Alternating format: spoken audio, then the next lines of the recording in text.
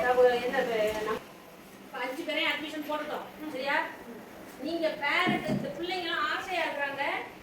Parent என்ன பண்ணணும்? பிள்ளைங்களை ஸ்கூலுக்கு வர்றதுக்கு நீங்க தான் ஒத்துழைக்கணும். எப்படி ஒத்துழைக்கணும்னா, நீங்க இப்ப ஆடி மாசம் வந்துருச்சு. ஒவ்வொரு மாசமும் ஒவ்வொரு கோவில்ல திருவிழா நடக்கும். நீங்க போயிட்டு உங்க பொழப்ப செய்யுங்க. ஆனா இந்த பிள்ளைங்களை எடுத்துட்டு போனீங்கன்னா பிள்ளைங்க அப்புறம் வேலை செய்யறதும் காசு சம்பாதிக்கிறதுலையும் கத்துக்கிட்டுருவாங்க. இவங்க படிச்சா நல்ல வேலைக்கு போகலாம் அப்படிங்கிறத நீங்க முதல்ல புரிஞ்சுக்கணும். உங்க நிலையிலேருந்து அடுத்த நிலைக்கு வரணும்னா நீங்க பிள்ளைங்க ஸ்கூலுக்கு வரணும்.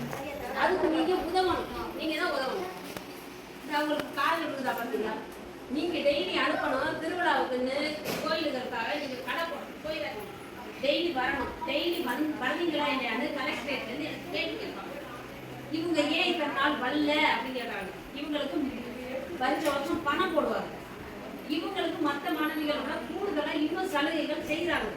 இவங்க 10வது முடிச்சுட்டாவே நல்ல வேலைக்கு போகலாம். என்ன வேலைனாலும் நல்ல கொஞ்சம் ஆஃபீஸில் கொஞ்சம் குறைவான வேலைகள் இவர்களுக்குலாம் வாய்ப்பு இருக்கு. அனுப்பணுங்கிறத நீங்க நினைச்சுக்கோங்க. டெய்லி அனுப்புங்க. டெய்லி குளிக்க வச்சு யூனிஃபார்ம் போட்டு இந்த கண்டதெல்லாம் போட்டுவிட்டு அனுப்பக்கூடாது. கையில கிளாஸ் வலையெல்லாம் போடக்கூடாது. பிளாஸ்டிக் வலையெல்லாம் போடணும்.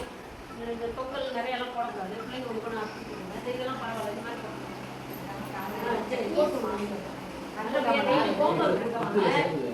என்ன என்ன கவனிங்க. ஹோம்ஒர்க் கொடுப்பாங்க. வீட்டில் வந்து எழுத சொல்லுங்க. வீட்டிலேருந்து வரணும்னா ஹாஸ்டல் பக்கத்தில் அங்கே தான் இருக்கும். அங்கே ஒன்றாந்து சேர்த்துட்டு நீங்கள் தினம் கூட வந்து பார்த்துட்டு போங்க. பிள்ளைங்க டெய்லி வந்து பார்ப்பாங்க. என்னப்பா நீங்கள் வந்தால் ஹாஸ்டலில் இருந்தால் தான் நீங்கள் படிக்க போக உங்களுக்கு பிடிக்கும். அங்கே உள்ள அக்காக்களோட சேர்ந்தீங்கன்னா நீங்களும் படிச்சுட்டு வந்துடலாம்.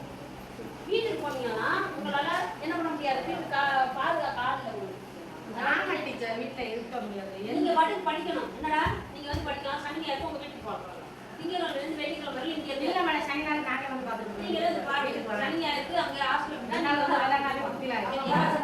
புரிஞ்சுக்கிட்டீங்களா? இன்னைக்கு வந்துட்டீங்க. வந்து நான் உங்களுக்கு பாடம் நடத்திட்டேன். உங்களுக்கு சொல்ல வேண்டியது சொல்லிட்டேன். ஆரம்பிச்சுட்டாங்க. நாளைக்கு செவ்வாய்க்கிழமை நினைக்க வேண்டாம். இன்னைக்கு ஸ்கூலுக்கு வந்துட்டாங்க. அதனால் நாளைக்கு யூனிஃபார்ம் போட்டு வர வச்சிருங்க. காலையில் ஆமாம் காலையில் வர வச்சுருங்க. 8:30 ப்ரேயர் 8:45 வர வச்சுருங்க.